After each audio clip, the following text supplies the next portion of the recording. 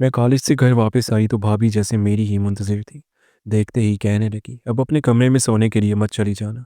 जल्दी से बावर्ची खाने में जाओ, कुछ मेहमान आए हुए हैं, उनके लिए खाना तैयार करना है। सारा सामान मैंने मंगवा के रख दिया है। बस अब तुम जल्दी से खाना तैयार कर दो। मैं जो पूरा दिन थक कर चूर चूर हो चुकी थी, सोचा था कि घर जाकर आराम करूंगी, सो जाऊंगी।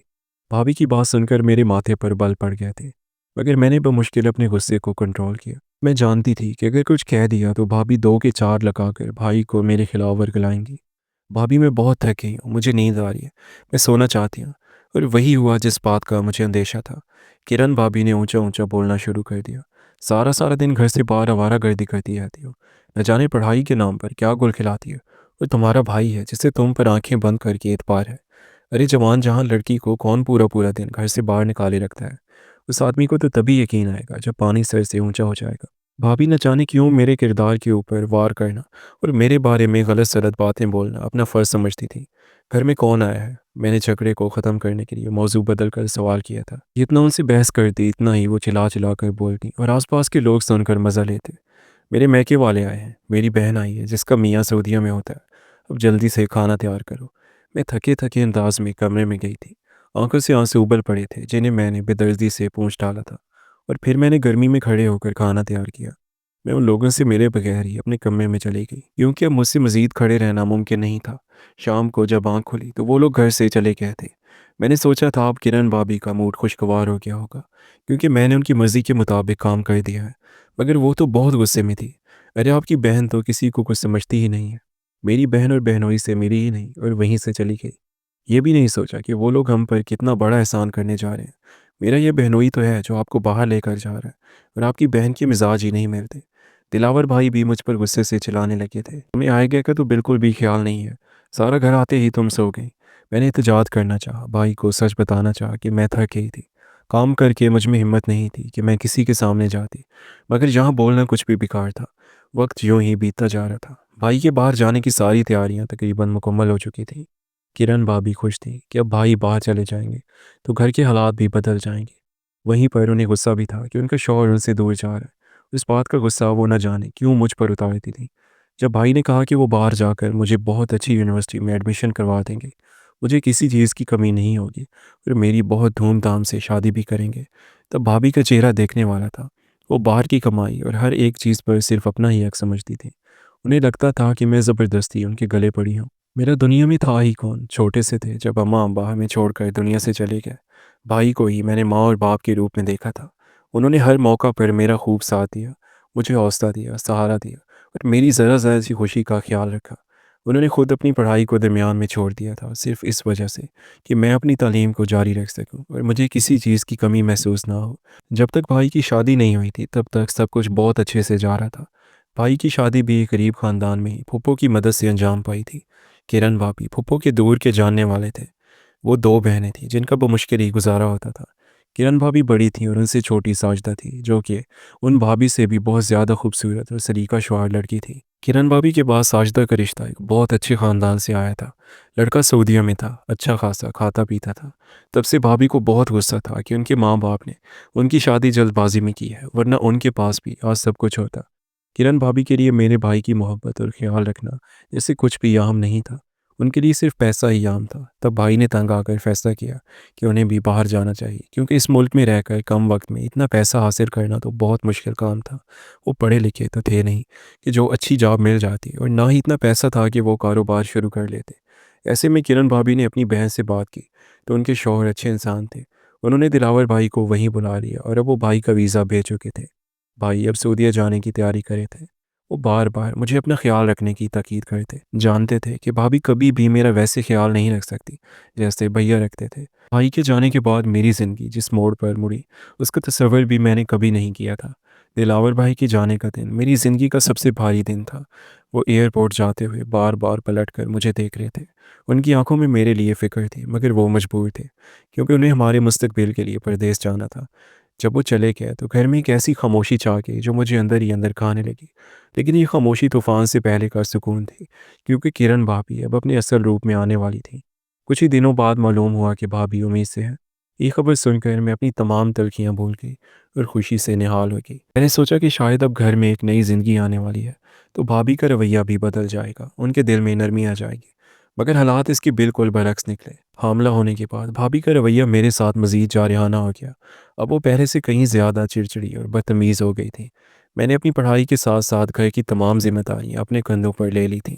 मैं सुबह सवेरे उठकर नाश्ता बनाती, घर की सफाई करती, कॉलेज जाती और फिर वापसी पर थकी हारी बावर्ची खाने में जुट जाती। भाभी सारा सारा दिन बिस्तर पर लेटी रहती या फ़ोन पर अपनी बहन साजदा से गीपतें करती रहती। डॉक्टर ने उन्हें आराम का मशवरा दिया था, लेकिन वो आराम करने की बजाय हर वक्त अपनी सेहत के साथ खिलवाड़ करती थी। जिन चीज़ों से डॉक्टर ने उन्हें सख्ती से मना किया था, जैसे बहुत ज़्यादा मिर्च मसाले वाला खाना या भारी चीज़ें उठाना, वो जानबूझकर वही काम करती ताकि मुझे तंग कर सके। मैं उन्हें कहती, भाभी आप प्लीज़ ये चटपटी चीज़ें मत खाएं, आपकी तबीयत ख़राब हो जाएगी। तो वो आगे से तब कर जवाब देती, तुम मेरी माँ बनने की कोशिश मत करो, अपनी हद में रहो। तुम चाहती हो कि मैं भूखी मर जाऊँ। वो सारा दिन मोहल्ले में फिरती रहती, कभी किसी पड़ोसी के घर तो कभी किसी के। मैंने रोक दी कि भाभी इस हालत में इतना चलना फिरना ठीक नहीं है, आप घर पर आराम करें। तो वो भाई को फ़ोन करके मेरी शिकायतें लगाती कि मैं उन्हें घर में कैद रखना चाहती हूँ और उन्हें खाना पीना भी नहीं देती। एक दोपहर जब मैं कॉलेज से आई तो देखा कि भाभी किचन में भारी अलमारी को खिसकाने की कोशिश कर रही थी। मैं दौड़कर उनके पास गई और कहा, भाभी ये आप क्या कर रही हैं? आपको मना किया है ना कि कोई भारी चीज़ नहीं उठानी।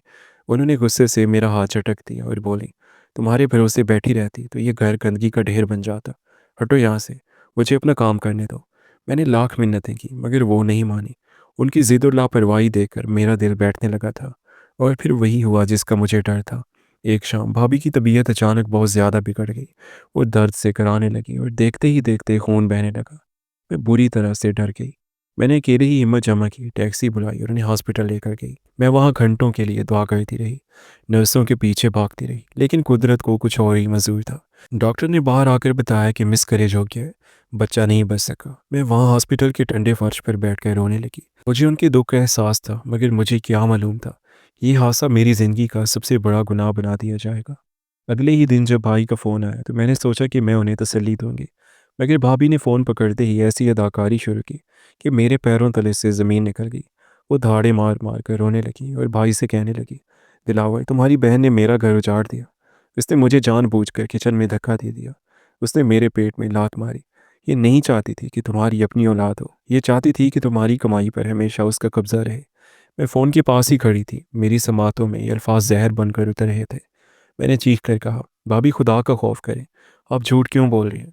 मैंने तो आपकी खिदमत की थी। मगर भाई ने दूसरी तरफ से ऐसी ज़ोरदार आवाज़ में मुझे डांटा कि मेरी आवाज़ गले में ही दब गई। भाई ने मुझसे बात तक करना गवारा न की और फ़ोन काट दिया। हॉस्पिटल से घर आने के बाद ज़िंदगी जहन्नम बन गई। भाई ने मुझसे बात करना बिल्कुल छोड़ दिया था। वो महीने में एक बार फ़ोन करते तो सिर्फ भाभी से बात करते और उन्हें पैसे भेज देते। भाभी अब मलका बन चुकी थी। वो हर वक्त भाई के कान भरती रहती कि आपकी बहन तो अब काबू से बाहर है, ये सारा दिन कॉलेज के नाम पर बाहर रहती है। मैंने उसे एक लड़के के साथ देखा है, ये फ़ोन पर रात भर बातें करती है, ये घर की इज्जत नीलाम करी। मैंने भाई को मैसेज किए, उन्हें अपनी सफाई देनी चाहिए। उन्हें बताया कि भाभी झूठ बोल रही है, मैं तो सिर्फ पढ़ाई पर तवज्जो दे रही हूँ। मगर भाई पर जैसे किसी ने जादू कर दिया था। वो भाभी की हर बात पर आंखें बंद करके यकीन करने लगे। शायद बच्चे के खोने का दुख उनकी अकल पर पर्दा डाल गया था और वो मुझे ही इसका जिम्मेदार समझते थे। घर में अब मेरी हैसियत एक नौकरानी से भी बदतर हो गई थी। भाभी मुझे खाने को सालन तक ना देती, मैं सूखी रोटियां खाकर गुजारा करती। कॉलेज की फ़ीस के लिए भी मुझे अब तरसना पड़ता था।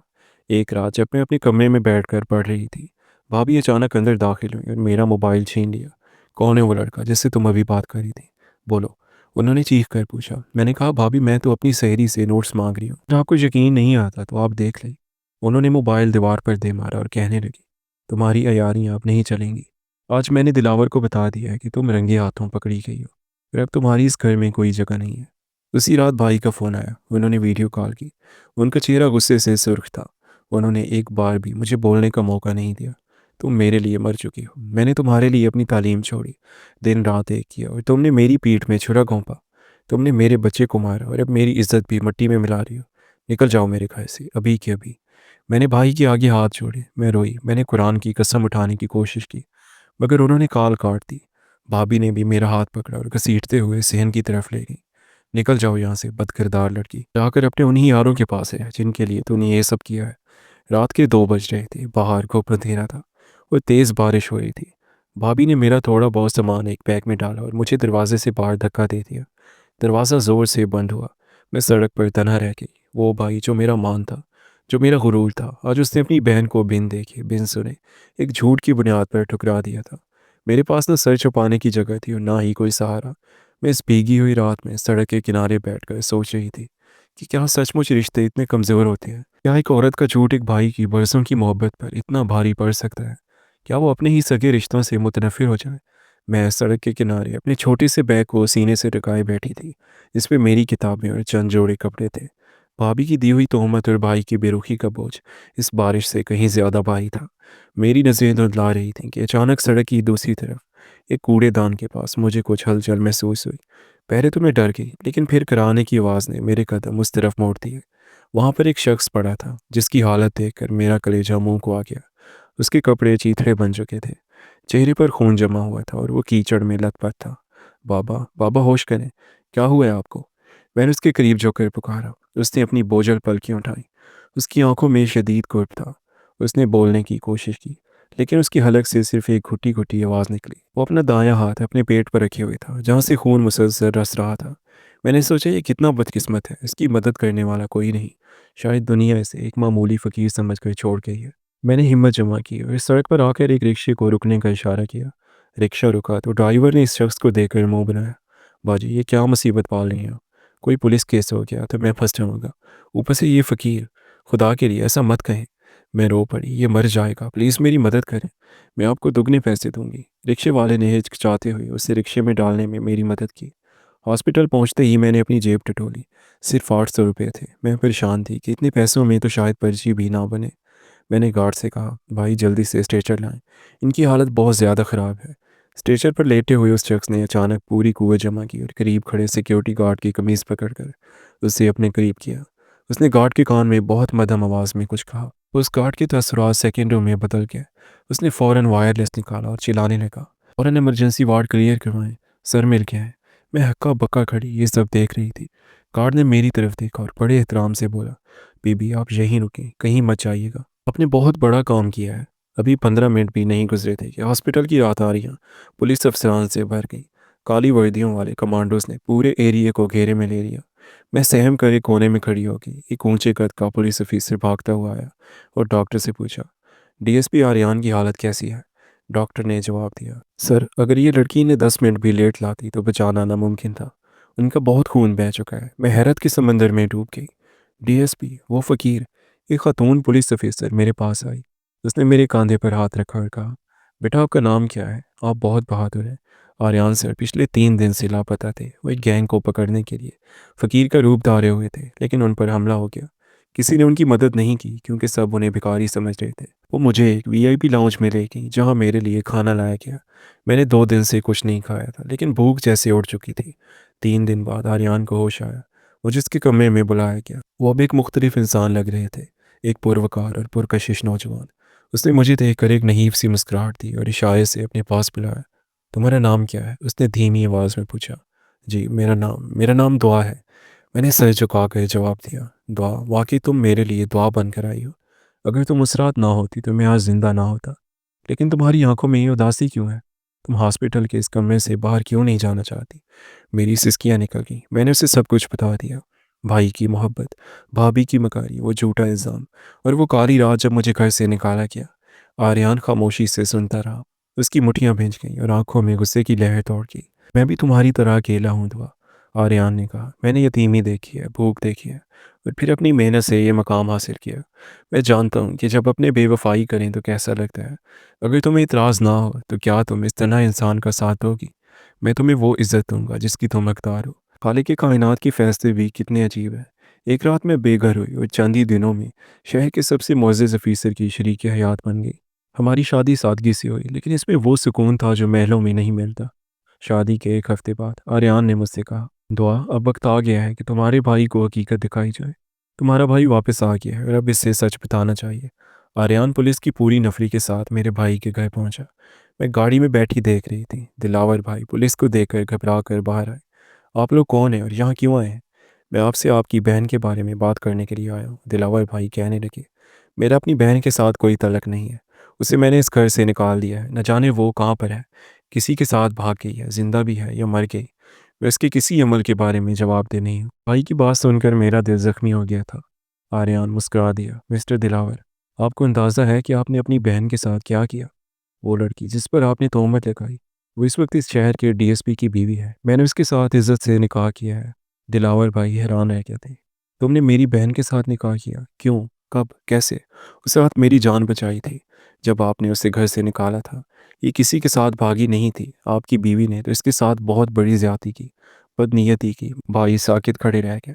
आर्यन ने अपने मोबाइल से वो सीसीटीवी फुटेज दिखाई जो उसने हॉस्पिटल और सड़क के कैमरों से निकलवाई थी, जिसमें साफ नजर आ रहा था कि मैं अकेली रिक्शे में एक जख्मी शख्स को लेकर जा रही थी। साथ ही आर्यन ने भाभी के फ़ोन का रिकॉर्ड भी निकलवाया था, जिससे साबित हो रहा था कि वो अपनी बहन साजिदा के साथ मिलकर मेरे खिलाफ साजिशें कर रही थी।